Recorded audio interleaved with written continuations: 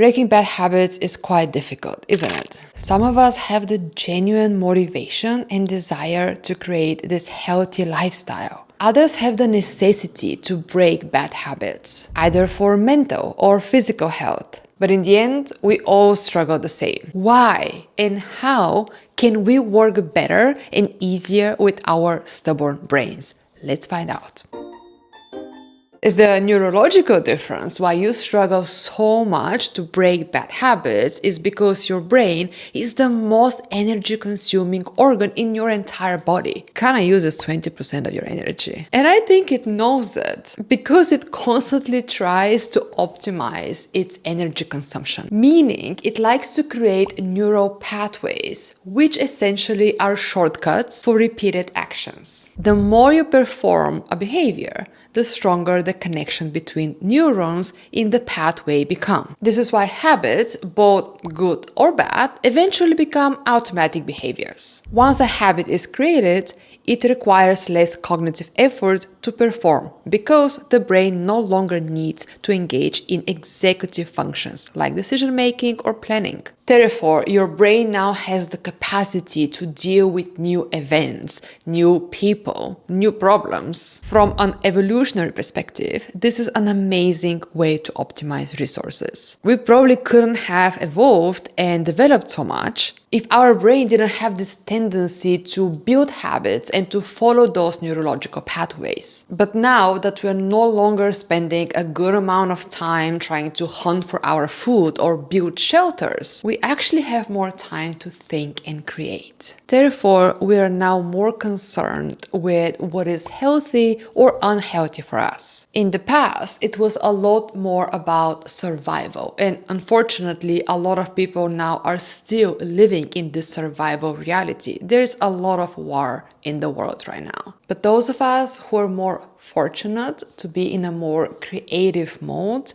we often care about self-fulfillment and self-actualization. We try to have some purpose and meaning in our lives. And this is great, but no matter your environment, survival or creative mode, at the end of the day, our brains have a lot in common. They still try to optimize their energy consumption. They still try to build and follow habits. And creating new habits requires neuroplasticity, the ability to reshape and form new neural connections, which takes effort, time, and energy. Your brain's dopamine system also plays a crucial role here. Dopamine is a neurotransmitter associated with rewards and motivation, and bad habits, especially bad ones, often give us a dopamine hit. For instance, checking your phone all the time when you're bored, which makes me think, where is my phone?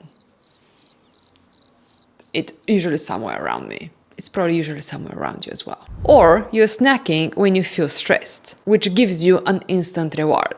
Basically, the more you repeat the behavior, the more your brain strengthens the connection between the habit and the dopamine hit. From there, we can draw two conclusions. One, if you have ADHD, which means basically your life is a constant chase of dopamine, you are very likely to be addicted to something. Be it drug abuse, be it gambling, be it binge eating, impulsive shopping.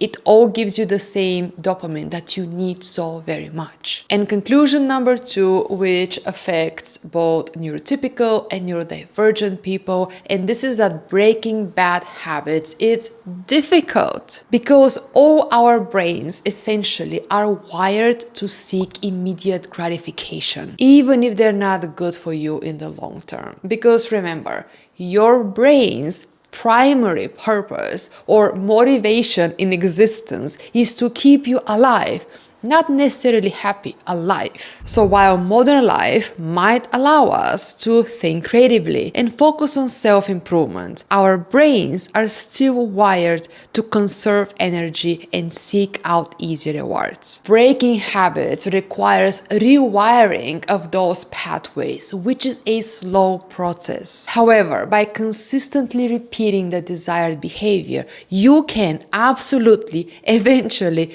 reshape those neural circuits, forming new healthier habits. And here's a quick cat video to give you some dopamine because you've been such a good listener. And as someone with coaching experience, with psychology background, with 10 years in academia, with ADHD diagnosis, I just have one strong and best advice for you. Start by breaking one bad habit at a time. I know your ADHD brain loves extremes, but if you want to be actually successful and enjoy the benefits of removing a bad habit out of your life and stop struggling and torturing yourself and being miserable because of this one bad habit, just keep it simple, because only then you're gonna get to experience the success. And in case you wanna watch another habit-related video, I'm gonna leave a link to one of my other videos.